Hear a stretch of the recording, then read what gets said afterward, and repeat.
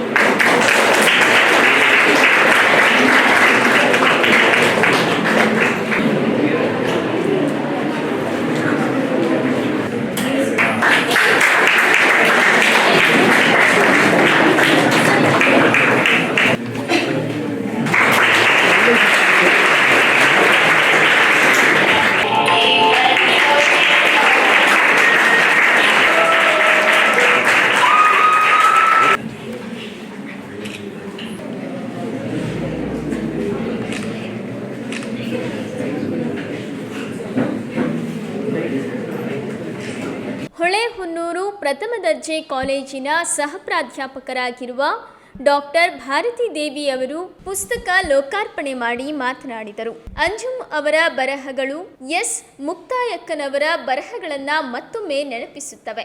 ಒಬ್ಬ ಹೆಣ್ಣು ಮಗಳು ದಿಟ್ಟವಾಗಿ ತನ್ನ ನಿಲುವನ್ನ ಪುಸ್ತಕದ ಮೂಲಕ ಹೇಳಿರುವುದು ಇಲ್ಲಿ ಕಾಣಸಿಗುತ್ತದೆ. ಕಾಡುವ ಹುಡುಗನ ಹಾಡು ಪುಸ್ತಕ ಸಾಹಿತ್ಯ ಕ್ಷೇತ್ರದಲ್ಲಿ ಹೊಸ ಬರಹಗಳಿಗೆ ನಾಂದಿ ಹಾಡಲಿ. ಮುಂಬರುವ ದಿನಗಳಲ್ಲಿ ಯುವ ಲೇಖಕಿಯಿಂದ ಇನ್ನಷ್ಟು ಪುಸ್ತಕಗಳು ಹೊರಹೊಮ್ಮಲಿ ಎಂದು ಆಶಿಸಿದರು. ನನಗೂ ಕಾವ್ಯಕ್ಕೂ ಇರುವ ಸಂಬಂಧ ಏನು ಅಂತಂದ್ರೆ, ಕಾವ್ಯ ಬಿಟ್ಟು ಇರಕ್ಕೆ ಸಾಧ್ಯ ಇಲ್ಲ ಅನ್ನೋದು ನಿಮಗೆ ಉತ್ಪ್ರೇಕ್ಷೆ ಅಂತ ಅನ್ಸಿದ್ರು ಕೂಡ ಒಂದು ರೀತಿಯ ಕಾವ್ಯದ ಜೊತೆಗೆ ನಾನು ಕಳೆಯೋದಿಕ್ಕೆ ಬಯಸುವಂತವಳು. ಹಾಗಾಗಿ ನನಗೆ ಎಲ್ಲ ಪ್ರಕಾರಗಳಿಗಿಂತ ಕಾವ್ಯ ಹೆಚ್ಚು ಇಷ್ಟ. ಅಂಜುಮ್ ಅವರ ಕೃತಿಯನ್ನ ನಾನು ಬಹಳ ಖುಷಿಯಿಂದ ಓದಿದೆ. ಅದ್ರ ಬಗ್ಗೆ ಮಾತಾಡಿದ್ರೆ ಅದರ ಸವಿ ಹಾಳಾಗ್ಬಿಡುತ್ತೇನೋ ಅನ್ನೋ ಭಯ ಕೂಡ ನನಗೆ ಇದೆ. ಮತ್ತು ಇವತ್ತು ಕನ್ನಡದಲ್ಲಿ ತುಂಬಾ ಚೆನ್ನಾಗಿ ಕಾವ್ಯ ಬರೀತಾ ಇದ್ದಾರೆ. ಅದರಲ್ಲಿ ಹೆಣ್ಣು ಮಕ್ಕಳು ತುಂಬಾ ಜನ ಬಹಳ ವಿಶೇಷವಾದ ರೀತಿಯಲ್ಲಿ ಕಾವ್ಯ ರಚನೆಯಲ್ಲಿ ತಮ್ಮನ್ನು ತೊಡಗಿಸಿಕೊಂಡಿದ್ದಾರೆ. ಅವರ ಸಾಲಿಗೆ ಅಂಜುಮ್ ಅವರು ಕೂಡ ಇವತ್ತು ಸೇರಿದ್ದಾರೆ ಅನ್ನೋದು ಬಹಳ ಸಂತೋಷದ ವಿಚಾರ. ಅವರಿಗೆ ನಾನು ವಿಶೇಷವಾದ ಅಭಿನಂದನೆಯನ್ನ ಹೇಳಕ್ಕೆ ಇಷ್ಟಪಡ್ತೇನೆ. ಇವತ್ತು ನಿಜವಾಗ್ಲೂ ಕೂಡ ತುಂಬಾ ಖುಷಿ, ಯಾಕೆಂದ್ರೆ ಒಂದು ಕವಿಯನ್ನ ಕಾವ್ಯವನ್ನ ನಾವೆಲ್ಲರೂ ಸೇರಿ ಇಷ್ಟು ಸೆಲೆಬ್ರೇಟ್ ಮಾಡ್ತಾ ಇದ್ದೀವಿ ಅನ್ನೋದು ತುಂಬಾ ಸಂತೋಷದ ವಿಷಯ. ಕಾಡುವ ಹುಡುಗನ ಹಾಡು ಆ ಕೃತಿಯ ಒಳಗಿನ ಕವಿತೆಗಳೆಲ್ಲ ತುಂಬಾ ಒಂದು ತೀವ್ರವಾದ ಒಂದು ಭಾವುಕ ಕ್ಷಣದಲ್ಲಿ ಹುಟ್ಟಿರುವಂತಹ ಕವಿತೆಗಳು.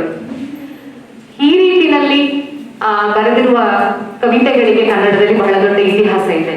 ಅಕ್ಕ ಮಹಾದೇವಿಯಿಂದ ಹಿಡಿದು ಇವತ್ತು ಬರೀತಾ ಇರೋ ಅಂಜುಮ್ ವರೆಗೂ ಕೂಡ ಅಕ್ಕ ನೀವು ಕಾಣಿರೆ ಅಂತ ಚನ್ನಮಲ್ಲಿಕಾರ್ಜುನನನ್ನ ಹುಡುಕ್ತಾ ಅವಳು ಹಾಡಿರುವ ವಚನಗಳಿಂದ ಆರಂಭಿಸಿ ಅಂಜುಮ್ ಬರೆಯುವವರೆಗೂ ಕೂಡ ಅತ್ಯಂತ ಪ್ಯಾಷನೇಟ್ ಆಗಿ ಕಾವ್ಯವನ್ನ ರಚಿಸಿದಂತ ಕವಯಿತ್ರಿಯರು ನಮ್ಮ ನಡುವೆ ಇದ್ದಾರೆ.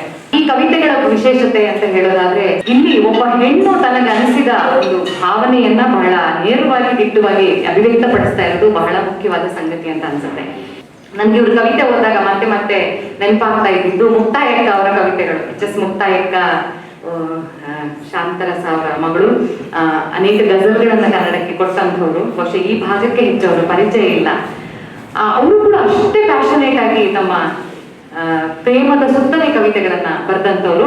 ಅಂಜುಮ್ ಅವರ ಕವಿತೆಗಳು ನನಗೆ ಮತ್ತೊಮ್ಮೆ ಅವರ ಕವಿತೆಗಳನ್ನ ಓದೋದಿಕ್ಕೆ ಹಚ್ಚಿ ಮತ್ತೆ 2-3 ದಿನಗಳ ಕಾಲ ಕಾವ್ಯದ ಜೊತೆಗೆ ಒಡನಾಡುವಂತ ಒಂದು ಅವಕಾಶ ಕಲ್ಪಿಸಿತು. ಅಂಜುಮ್ ಅವರು ತಮ್ಮ ಕಾವ್ಯದುದ್ದಕ್ಕೂ ಕೂಡ ಹೊಸ ಬಗೆಯ ಭಾಷೆಯಲ್ಲಿ ಕಾವ್ಯವನ್ನ ಕಟ್ಟುವ ಪ್ರಯತ್ನವನ್ನ ಮಾಡಿದ್ದಾರೆ. ತುಂಬಾ ನನಗೆ ಖುಷಿ ಆಯ್ತು ಅವರ ಸಂಕಲನ ಓದಿ. ತುಂಬಾ ಶಕ್ತಿ ಇರುವಂತಹ ಬರಹಗಾರ್ತಿ ಅಂತ ಅನ್ಸುತ್ತೆ. ಬಹುಶಃ ಇದು ಒಂದು ಥೀಮ್ ಸುತ್ತ ಇರಲಿ ಅಂತ ಬಹುಶಃ ಈ ಸಂಕಲನವನ್ನ ಈ ತರ ಮಾಡಿರಬಹುದು. ಬೇರೆ ಎಲ್ಲ ಆಶಯಗಳ ಹಿನ್ನೆಲೆಯಲ್ಲೂ ಕೂಡ ಕವಿತೆ ಬರೆಯುವ ಶಕ್ತಿ ಅವರಲ್ಲಿ ಇದೆ ಅಂತ ನನಗೆ ಅನಿಸುತ್ತೆ. ಕಾರ್ಯಕ್ರಮದಲ್ಲಿ ಕಿಳಂಬಿ ಸಮೂಹ ಉದ್ಯಮಗಳ ನಿರ್ದೇಶಕರಾದ ರಾಜೇಶ್ ಕಿಳಂಬಿ, ಕೆ-ಲೈವ್ ನ್ಯೂಸ್ನ ಪ್ರಧಾನ ಸಂಪಾದಕರಾದ ಡಾಕ್ಟರ್ ಸುಧೀಂದ್ರ, ಹಿರಿಯ ಸಾಹಿತಿಗಳು, ಕಾಲೇಜಿನ ಮುಖ್ಯ ಶೈಕ್ಷಣಿಕ ಸಲಹೆಗಾರರಾದ ಡಾಕ್ಟರ್ ರಾಜೇಂದ್ರ ಚೆನ್ನಿ, ಶಿಕಾರಿಪುರದ ಸುವಿ ಪ್ರಕಾಶನದ ಪ್ರಕಾಶಕರಾದ ಸುನಿಲ್ BN, ಕಾಲೇಜಿನ ಪ್ರಾಂಶುಪಾಲರಾದ ಡಾಕ್ಟರ್ ಸಂಧ್ಯಾ ಕಾವೇರಿ, ಉಪನ್ಯಾಸಕ ವೃಂದ, ಎಲ್ಲ ವಿದ್ಯಾರ್ಥಿಗಳು, ಸಿಬ್ಬಂದಿಗಳು ಸೇರಿದಂತೆ ಇನ್ನು ಅನೇಕ ಗಣ್ಯರು ಭಾಗಿಯಾಗಿದ್ದರು. ಇವತ್ತು ಅಂಜುಮ್ ಅವರ ಬದುಕಿನಲ್ಲಿ ಒಂದು ಸದಾ ಸ್ಮರಣೆಯಲ್ಲಿ ಇರಬೇಕಾದ ಅವಿಸ್ಮರಣೀಯ ದಿನ. ಅನೇಕ ಕಾರಣಗಳಿವೆ. ಒಂದು, ಅಂಜುಮ್ ಮುಂದೆ ಕೂಡ ಇನ್ನು ಅನೇಕ ಪುಸ್ತಕಗಳನ್ನ ಬರೆಯುವ ಸಾಮರ್ಥ್ಯ ಮತ್ತೆ ಉದ್ದೇಶ ಇರುವ ವ್ಯಕ್ತಿ. ಒಬ್ಬ ವ್ಯಕ್ತಿ ಹುಟ್ಟಿ ಸಾಯುವವರೆಗೆ ಮಾತ್ರ ಬದುಕಿರ್ತಾನೆ. ಆದ್ರೆ ಬಹಳ ಹಿಂದಿನಿಂದಲೂ ಚಾಲ್ತಿಯಲ್ಲಿರುವ ಮಾತು ಏನು ಅಂದ್ರೆ, ಪುಸ್ತಕಗಳಿಗೆ ನಾಶ ಇಲ್ಲ, ಅದು ಅವಿನಾಶಿ. ಅಂತಹ ಶಾಶ್ವತವಾಗಿ ಉಳಿಯುವಂತಹ ಕೆಲಸವನ್ನ ಅಂಜುಮ್ ಏನ್ ಮಾಡಿದ್ದಾರೆ, ಅದರ ಮೊದಲನೇ ಹೆಜ್ಜೆ ಇವತ್ತು ಅವರ ಮೊದಲ ಪುಸ್ತಕ ಬಿಡುಗಡೆ ಆಗಿದೆ. ಆ ಕಾರಣಕ್ಕಾಗಿ ಇದು ಅವರಿಗೆ ಯಾವಾಗಲೂ ಸ್ಮರಣೆಯಲ್ಲಿ ಇರಬೇಕಾದ ದಿನ. ಅಷ್ಟೇ ಅಲ್ಲ, ಈ ಪುಸ್ತಕ ಬಿಡುಗಡೆಯಾಗಲಿಕ್ಕೆ ತಾನು ಓದಿದ ಕಾಲೇಜಿನ ಪ್ರಾಧ್ಯಾಪಕರುಗಳನ್ನೆಲ್ಲ ಕರೆಸಿರೋದ್ರಿಂದ ಬಹುಶಃ ಅದು ಅಂಜುಮ್ಗೆ ಸದಾ ನೆನಪಿನಲ್ಲಿ ಉಳಿಯುತ್ತೆ. ತಾನು ಪಾಠವನ್ನು ಮಾಡುತ್ತಿರುವ ಕಾಲೇಜಿನಲ್ಲಿ ಈ ಕಾರ್ಯಕ್ರಮ ನಡೀತಾ ಇರೋದು ಕೂಡ ಅಂಜುಮ್ಗೆ ಸದಾ ಒಂದು ಹೆಗ್ಗಳಿಕೆಯ ವಿಚಾರ ಆಗಿರಲಿದೆ. ಅಷ್ಟೇ ಅಲ್ಲ, ಅಂಜುಮ್ ಅವರು ಸ್ವಾಗತ ಭಾಷಣವನ್ನ ಮಾಡುವಾಗ ನಾನು ಮುಂದೆ ಕುಳಿತಿದ್ದ ಅವರ ತಾಯಿಯವರನ್ನ ನೋಡ್ತಾ ಇದ್ದೆ. ಅವರು ತಮ್ಮ ಸೆರಗಿನಿಂದ ಕಣ್ಣಂಚನ್ನ ಆಗಾಗ ಒರೆಸ್ಕೊಡ್ತಾ ಇದ್ರು. ತನ್ನ ತಾಯಿಯಲ್ಲಿ ಅಂತಹ ಒಂದು ಸಾರ್ಥಕ ಭಾವವನ್ನ ಉಂಟು ಮಾಡಿದ ಈ ಸಂದರ್ಭ, ಈ ಕ್ಷಣ ಕೂಡ ನಮ್ಮ ಅಂಜುಮ್ಗೆ ಒಂದು ಅವಿಸ್ಮರಣೀಯ ಸಂದರ್ಭ ಅಂತ ಭಾವಿಸ್ತೀನಿ. ಈ ಬರಹಗಳ ಬಗ್ಗೆ ಹೇಳಬೇಕು ಅಂದ್ರೆ, ಇದು ಕವನ ಅಲ್ಲ. ನಾನು ಅನ್ಕೊಂಡಿರೋ ಹಾಗೆ ಇದು ಚಿಕ್ಕ ಒಂದು ಬರಹಗಳ ಸಮುಚ್ಚಯ. ಇದನ್ನ ಓದಿದ್ರೆ ಆ ಬರಹ ಯಾವುದು ನಮ್ಮ ನೆನಪಿನಲ್ಲಿ ಉಳಿಯಲ್ಲ, ಆದ್ರೆ ಆ ಭಾವ ಸದಾ ನೆನಪಿನಲ್ಲಿ ಉಳಿಯುತ್ತೆ. ಮತ್ತೆ ಇದು ಒಂದು ಸಾರಿ ಓದಿ ಬದಿಗಿಡಬಹುದಾದ ಪುಸ್ತಕ ಕೂಡ ಅಲ್ಲ. ಇದು ಅವಾಗವಾಗ ತೆಗೆದು ನೋಡ್ತಾ ಇರುವ, ನಮಗೆ ಅತ್ಯಂತ ಸಂತೋಷವಾದಾಗಲೋ ಅಥವಾ ಅತ್ಯಂತ ಬೇಸರ ಆದಾಗಲೋ, ನಮ್ಮ ಹಳೆಯ ಯಾವುದೋ ಪ್ರೇಯಕರನೋ ಪ್ರೇಯಸಿನೋ ನೆನಪಾದಾಗ ಎಲ್ಲ ಈ ಪುಸ್ತಕವನ್ನ ತೆಗೆದು ನೋಡಬಹುದಾದ ಒಂದು ಬರಹಗಳು, ಆ ರೀತಿಯ ಬರಹಗಳು ಇದರಲ್ಲಿ ಇದೆ. ಯಾಕೆಂದ್ರೆ ಅದು ತುಂಬಾ ಪ್ರತಿಭಾನ್ವಿತ ಹುಡುಗಿ. ಕಳೆದ 3 ವರ್ಷದಿಂದ ನಮ್ಮ ಸಂಸ್ಥೆಯಲ್ಲಿ ಕೆಲಸ ಮಾಡ್ತಿದ್ದಾರೆ. ತಾನಾಯ್ತು, ತನ್ನ ಕೆಲಸ ಆಯ್ತು. ಬರೀ ಅಷ್ಟಕ್ಕೆ ಅಲ್ಲ, ಈ ಕಾಲೇಜಿನಲ್ಲಿ ಅಂದ್ರೆ ತಾನು ಏನೋ ಒಂದು ಸಾಧನೆಯನ್ನು ಮಾಡಬೇಕು ಅನ್ನುವ ತುಡಿತ ಎಷ್ಟಿದೆ ಅಂದ್ರೆ, ಬರೀ ಅದಷ್ಟಕ್ಕೆ ಸೀಮಿತ ಆಗದೆ ಈ ಕಾಲೇಜಿನಲ್ಲಿ ಉಪನ್ಯಾಸಕಿಯಾಗಿ, ಆ ಬಿಡುವಿನ ಸಮಯದಲ್ಲಿ ಬರವಣಿಗೆ, ಈ ತರ ಸದಾ ತನ್ನನ್ನ ತಾನು ಕ್ರಿಯಾಶೀಲವಾಗಿ ಇಟ್ಟುಕೊಂಡಂತಹ ಹುಡುಗಿ. ಅಂಜುಮ್ ಅವರಿಂದ ಇನ್ನಷ್ಟು ಪುಸ್ತಕಗಳು ಬರಲಿ, ಇನ್ನೂ ಹೆಚ್ಚಿನ ಸಾಧನೆಗಳು ಆಗಲಿ. ನನಗೆ ತುಂಬಾ ಸಂತೋಷ ಆಗಲಿಕ್ಕೆ ಕಾರಣ ಏನು ಅಂದ್ರೆ, ಅವರು ಪುಸ್ತಕ ಪರಿಚಯದ ಒಂದು ವಿಡಿಯೋ ಮಾಡಿದ್ರು, ಅದರಲ್ಲಿ ನಮ್ಮ ಸಿನಿಮಾದ ಹಾಡನ್ನ ಬಳಸ್ಕೊಂಡಿದ್ದಾರೆ. ಸಂತೋಷನೂ ಆಯ್ತು. ಅದು ಕಾಪಿರೈಟ್ ಒಳ್ಳೇದಾಗ್ಲಿ, ಅಂಜುಮ್ಗೆ ಇನ್ನ ಹೆಚ್ಚಿನ ಸಾಧನೆಗಳು ಬರಲಿ.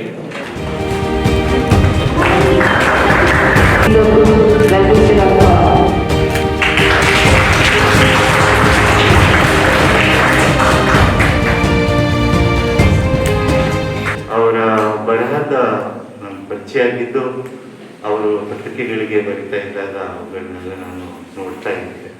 ಅದರಲ್ಲಿ ಒಂದು ಅವರ ತಾಯಿಯ ಬಗ್ಗೆ ಬರೆದಿದ್ದು, ಅದು ಬಹುಶಃ ಎಂದು ಮರೆಯಕ್ಕಾಗದೇ ಇರುವಂಥ ಅದ್ಭುತವಾದಂಥ ಬರಹವನ್ನು ಅವರು ಬರೆದಿದ್ರು.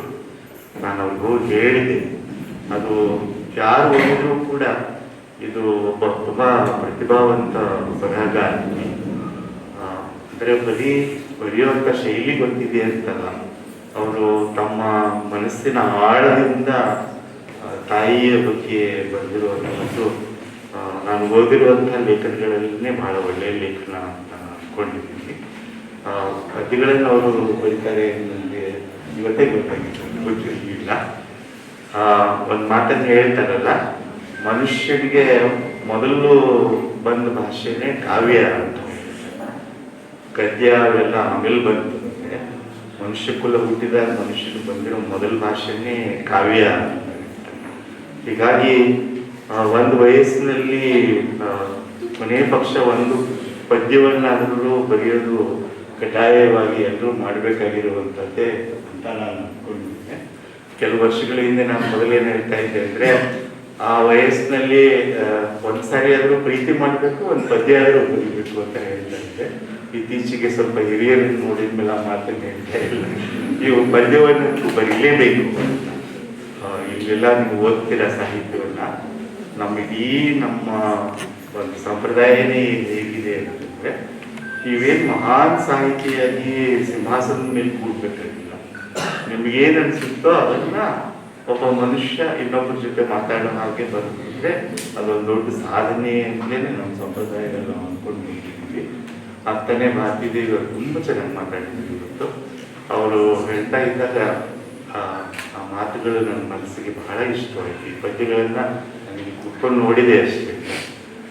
ಆದರೆ ಮುಖ್ಯವಾಗಿರೋದು ಏನು ಅಂತಂದರೆ, ತನ್ನ ಅಸ್ತಿತ್ವವನ್ನು ಬಿಟ್ಟು ಕೊಡದೆ ಆ ಪ್ರೀತಿ ಅನ್ನೋದರ ಅನುಭವವನ್ನೂ ಪಡೆದುಕೊಳ್ಳುವಂಥದ್ದೊಂದು ಏನಿದೆ ಅದು ವಿಶೇಷವಾಗಿ ಆಗಿದೆ. ಈಗ ಬರಿತಾ ಇರುವಂಥವರಲ್ಲಿ ಬಹಳ ಬೇರೆ ಬೇರೆ ಶೈಲಿಗಳು ಬರುವಂಥ ಬಹಳ ಜನ ಇದ್ದಾರೆ.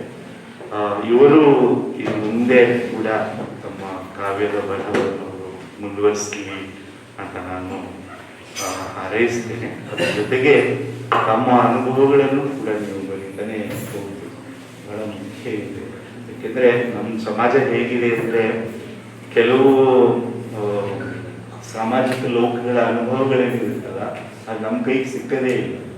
ಅದು ಬರೆಯೋಬೇಕಾದ್ರೆ ಅಲ್ಲಿದ್ದು ಅದನ್ನು ಅನುಭವಿಸಿ ಅದ್ರ ಜೊತೆಗಿದ್ದವ್ರು ಬಂದಾಗ ಮಾತ್ರ ನಮಗೆ ಒಂದು ಹೊಸ ಲೋಕ ತಗೊಳ್ಳೋದು ಕಾಣುತ್ತೆ. ಆ ಕೆಲಸವನ್ನು ನೀವು ಮಾಡ್ತಾ ಹೋಗಿ. ಖಂಡಿತವಾಗ್ಲೂ ಒಬ್ಬ ಪ್ರತಿಭಾವಂತ ಬರಹಗಾರ್ತಿ ಇವರಿಂದ ತುಂಬ ನಿರೀಕ್ಷೆ ಇರುತ್ತೆ ನಮ್ಮ ಕನ್ನಡಕ್ಕೆ. ಅದನ್ನು ಅವರು ಸಾಧಿಸೋದಾಗಲಿ ಅಂತ ಹೇಳಿ ಅವರಿಗೆ ನಾನು ಶುಭ ಹಾರೈಸ್ತೇನೆ. ಆದರೆ ನಮ್ಮ ಅಂಜು ಕೃತಿಗಳನ್ನು ಓದಿದಾಗ ನನಗೆ ನನ್ನ ಯೌವನದ ದಿನಗಳು ನೆನಪಾಗಬೇಕು. ನನ್ನ ಹೆಂಡತಿ ನೆನಪಾಗಲ್ಲ, ಹೆಂಗಿದಿಲ್ಲ. ಹೀಗೆ ಯಾವುದೇ ಒಂದು ಕೃತಿ ಅದನ್ನು ಓದಿದಾಗ ನಮ್ಮನ್ನ ಆ ಕಾಲಕ್ಕೆ ತಗೊಂಡು ಹೋಗುತ್ತಲ್ಲ, ಅದೊಂದು ಚಮತ್ಕಾರ. ಆ ಚಮತ್ಕಾರವನ್ನು ನಮ್ಮ ಅಂಜು ಮಾಡಿದ್ದಾರೆ. ಕಾವ್ಯದ ಚಮತ್ಕಾರಗಳಲ್ಲಿ ಅಂತ ಹೇಳ್ತೀವಲ್ಲ, ಅದು ನಮ್ಮನ್ನ ಸೆಳೆದು ಆ ಸ್ಥಿತಿಗೆ ಒಯ್ಯುವ ಕೆಲಸವನ್ನ ಮಾಡಿದೆ. ನನಗೆ ಒಂದೆರಡು ಬೆನ್ನುಡಿ ಬರೀತಾರೆ ಅಂತ ಹೇಳಿದ್ರು. ಬೆನ್ನುಡಿ ಬರೆಯುವಷ್ಟು ನನಗೆ ಆಗಲೇ ಆ ಸವಿಯನ್ನ ಸವಿದವು ನಾನಾಗಲೇ ನಿಜವಾಗ್ಲೂ ಅನ್ನಿಸ್ತು. ಇವು ಆ ಕಡೆಗೆ ಪೂರ್ತಿ ಕವಿತೆಗಳು ಅಲ್ಲ, ಈ ಕಡೆಗೆ ಪೂರ್ತಿ ಶಾಯರಿಯ ಲಕ್ಷಣವೂ ಅಲ್ಲ. ಅಂದ್ರೆ ತನಗೆ ಅನಿಸಿದ್ದನ್ನ ಹೀಗೂ ಬರೆಯಬಹುದು ಅನ್ನೋದನ್ನ ಇಡೀ ನಮ್ಮ ಕನ್ನಡ ಬರಹಗಾರರಿಗೆ ತೋರಿಸ್ಬಿಟ್ಟಿರೋದು. ಅದು ಯುವ ಕವಿಗಳು ನಮ್ಮ ಅಂಜುಮರು ಅದೆಷ್ಟು ಚಮತ್ಕಾರದ ಸಾಧನೆಗಳು ಅಂದ್ರೆ, ಓದ್ತಾ ಇದ್ರೆ ಮರಿತೀವಿ, ಆದ್ರೆ ಆ ಸಾಲು ಮರೆತರು ಅನುಭವ ಮಾತ್ರ ಮರೆಯಕ್ಕಾಗಲ್ಲ. ಅಷ್ಟು ಆರ್ಥತೆ ಅದರಲ್ಲಿದೆ. ಭಾರತೀಯ ಮೇಡಮ್ ಹೇಳಿದ್ರು, ಸಮರ್ಪಣಾ ಮನೋಭಾವದಲ್ಲಿ ಬಹಳ ಜನ ಬರೀತಾರೆ ಅಂತ ಹೇಳಿ. ಅದನ್ನ ಬಿಟ್ಟಿದ್ದಾರೆ ಅವರು. ನೇರವಾಗಿ ಅನಿಸಿದ್ದನ್ನು ಹೇಳಿದ್ರು. ಅದು ಆಪ್ಯಾಯಮಾನವಾಗಿರ್ತಕ್ಕಂಥದ್ದು. ಎಷ್ಟು ಯೌವನದಲ್ಲಿ ಅಂದ್ರೆ, ಈಗ ನಮ್ಮ ಆ ಥರ ವಯಸ್ಸಿನ ಕವಿಯತ್ರಿಯರು ತಮ್ಮ ವಯಸ್ಸಿನ ಅನುಭವಕ್ಕೆ ಮೀರಿದ ವಿಚಾರಗಳನ್ನು ಬರಿತಾ ಹೋದಾಗ ಸೋಲ್ತಾರೆ. ಆದರೆ ಅಂಜು ತನ್ನ ವಯಸ್ಸಿಗೆ ತನ್ನ ಅನುಭವಗಳನ್ನ ಅಲ್ಲಿಗೆ ಅದನ್ನು ಸೀಮಿತಗೊಳಿಸಿ ಅಲ್ಲಿ ದಕ್ಕುವ ಎಲ್ಲ ಅನುಭವಗಳನ್ನ, ಅಕ್ಷರಗಳನ್ನ, ಭಾವನೆಗಳನ್ನ, ಪ್ರತಿಮೆಗಳನ್ನ, ರೂಪಕಗಳನ್ನ ತುಂಬಿ ಹರಿಸಿಬಿಟ್ಟರು. ಪ್ರವಾಹ ಅಂತ ಹೇಳ್ಬೇಕಾದ ಆ ಪದಗಳ ಪ್ರವಾಹ, ಆ ರೂಪಗತ ಪ್ರವಾಹ, ಪ್ರತಿಮೆಗಳ ಪ್ರವಾಹ. ಅವರು ಮತ್ತೆ ತಮ್ಮ ವಯಸ್ಸಿನ ಒಂದು ಸೀಮಿತತೆಯನ್ನು ದಾಟಿಲ್ಲ. ಎಲ್ಲೂ ಕೂಡ ಒಂದು ರೀತಿಯ ವೇದಾಂತಿಯಾಗಿಲ್ಲ. ಅದು ಮುಖ್ಯ ನಮಗೆ ಅವರ ಬರವಣಿಗೆ. ಇವತ್ತು ಬಹಳ ಜನ ಯುವ ಕವಿಗಳು, ಯುವ ಕವಿತ್ರೆ ಬರೀತಾರೆ, ತಮ್ಮ ವಯಸ್ಸಿಗೆ ಮೀರಿದ ಧಾಟಿಗೆ ಹಂತಕ್ಕೆ ಹೋಗ್ಬಿಡ್ತಾರೆ. ಅಲ್ಲಿಗೆ ಹೋಗಿಲ್ಲ ಅವರು. ನಾನು ಇಷ್ಟಿದ್ದೀನಿ, ಇಷ್ಟೊಳಗೆ ಅಷ್ಟೆಲ್ಲ ಹೇಳಿದ್ದೀನಿ ಅನ್ನೋ ಒಂದು ಆ ಕೆಲಸ ಇದೆಯಲ್ಲ, ಅದು ನಿಜವಾಗ್ಲೂ ಕೂಡ ಒಂದು ಬಹಳ ಜವಾಬ್ದಾರಿಯುತವಾದದ್ದು. ಮತ್ತೆ ಹಾಗೆ ಅದನ್ನ ಅರ್ಥ ಮಾಡ್ಕೊಂಡಿದ್ದಾರೆ. ನಾನು ಇಷ್ಟೇ ಬರೀಬೇಕು, ಇಷ್ಟೇ ಬರೆದ್ರೆ ತುಂಬಾ ಚೆನ್ನಾಗಿರುತ್ತೆ, ಮತ್ತೆ ಜನಕ್ಕೂ ಕೂಡ ಇಷ್ಟ ಆಗುತ್ತೆ. ಆ ಒಂದು ತನ್ನನ್ನು ತಾನು ಅರ್ಥ ಮಾಡಿಕೊಂಡು ತನ್ನನ್ನು ತಾನು ಅದು ಒಳಗು ಇಷ್ಟೇ ನಾನು ಅರ್ಥ ಮಾಡ್ಕೊಳ್ತೀವಲ್ಲ, ಇಷ್ಟೇ ನಾನು ಬರಿಬೇಕು, ದಾಟಬಾರ್ದು ಅಂತ. ಆ ದಾಟುವ ಕ್ರಿಯೆಯನ್ನು ಮಾಡಿಲ್ಲ ಅವರು. ಭಾರತಿ ಮೇಡಮ್ ಹೇಳಿದ್ರು, ಇನ್ನಷ್ಟು ಮುಂದೆ ಹೆಚ್ಚು ಬರೆಯಬಲ್ಲ ಶಕ್ತಿ ಇದೆಯಲ್ಲ ಅದನ್ನು ದಾಟಿ ಅವರು ಬರೀಲಿ ಅಂತೇಳಿ ನಾನು ಆ ಕಾವ್ಯ ಸರಸ್ವತಿಗೆ ನಾನು ಹಾರೈಸ್ತೇನೆ. ನಮ್ಮ ಮೀಡಿಯಾದಲ್ಲೂ ಕೂಡ ಒಂದು ಒಳ್ಳೆಯ ಬರವಣಿಗೆಯನ್ನು ಮಾಡ್ತಿರ್ತಾರೆ, ಒಳ್ಳೆಯ ವಿಷಯಗಳನ್ನ ಹೇಳ್ತಿರ್ತಾರೆ. ನಿಜಕ್ಕೂ ನಮ್ಮ ಈ ಇದಕ್ಕೆ ಕೇರಳಕ್ಕೊಂದು ಆಸ್ತಿ ಕೂಡ, ನಿಮ್ಮ ಕಾಲೇಜಿಗೂ ಕೂಡ ಆಸ್ತಿ ಅವರು ಕೂಡ, ಮತ್ತು ನಮ್ಮ ಕನ್ನಡದ ಬರಹಗಾರ್ತಿಯರ ಸಾರಿಗೆ ಕೂಡ ಒಳ್ಳೆಯ ಸೇರ್ಪಡೆ ಕೂಡ ಆಗಿದ್ದಾರೆ. ಅವರಿಗೆ ಶುಭವಾಗಲಿ ಅಂತ ನಾನು ಹೇಳ್ತೇನೆ.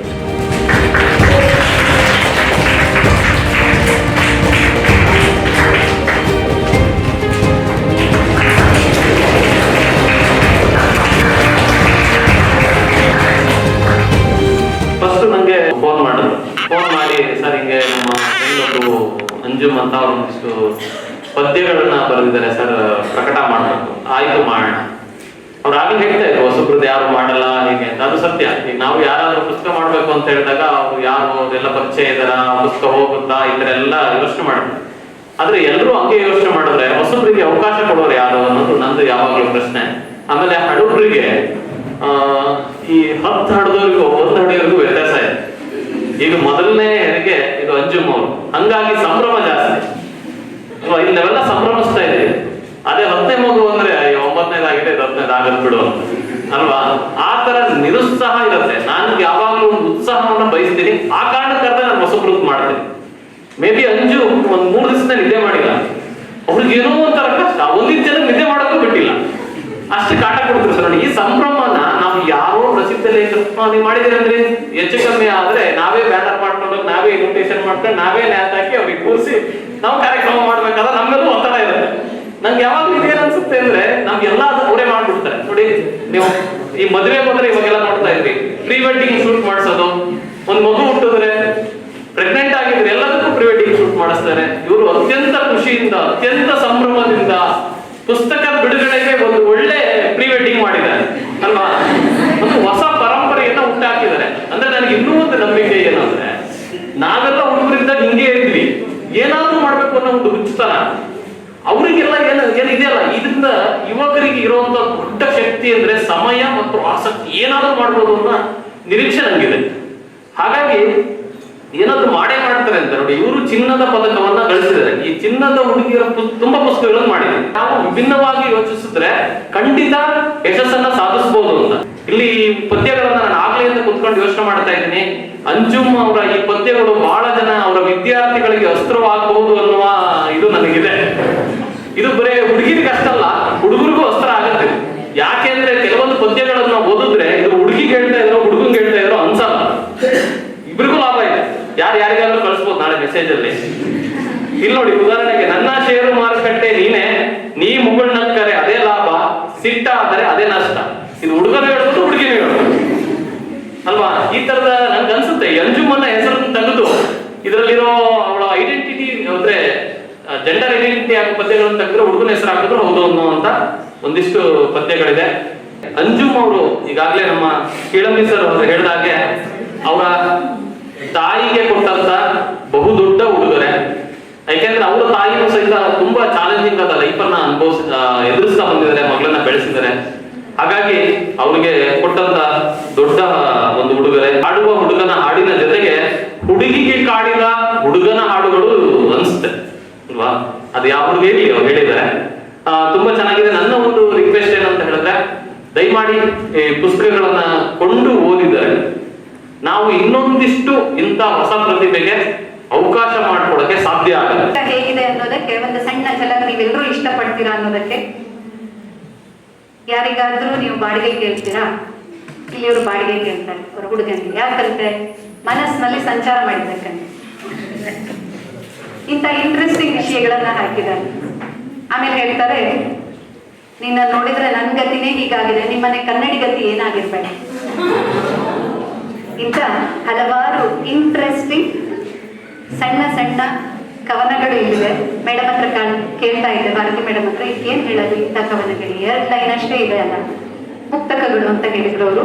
ತುಂಬಾ ಚೆನ್ನಾಗಿ ಮಾತಾಡಿದ್ರು ಮೇಡಮ್.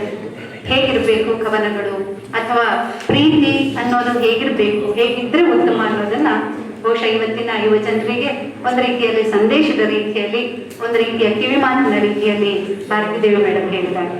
ಈ ಕವನ ಸಂಕಲನವನ್ನ ನನ್ನ ಕೈಗೆ ನೀಡಿ ಓದಿ ಮೇಡಮ್ ಒಂದ್ಸಲ ಅಂತ ಹೇಳಿದಾಗ ನಾನು ಓದಿದ ಕೂಡಲೇ ಒಂದೇ ಸಲ ಓದಿ ಮುಗಿಸ್ಬಿಟ್ಟೆ. ಯಾಕಂದ್ರೆ ನನಗೆ ನಿಲ್ಸಕ್ಕಾಗಲಿಲ್ಲ, ಅದೇ ದಿನನೇ ಓದಿ ಮುಗಿಸ್ಬಿಟ್ಟೆ. ಈಗ ಇಂಟ್ರೆಸ್ಟಿಂಗ್ ಇರೋದಕ್ಕೆ ಸುಧೀಂದ್ರ ಸರ್ ಹೇಳಿದಂಗೆ ನಮ್ಗೆ ಏನೇನೋ ನೆನಪಾಗಕ್ಕೆ ಶುರುವಾಗುತ್ತೆ. ಹಾಗಾಗಿ ನಾನು ಓದಿ ಮುಗಿಸ್ಬಿಟ್ಟೆ.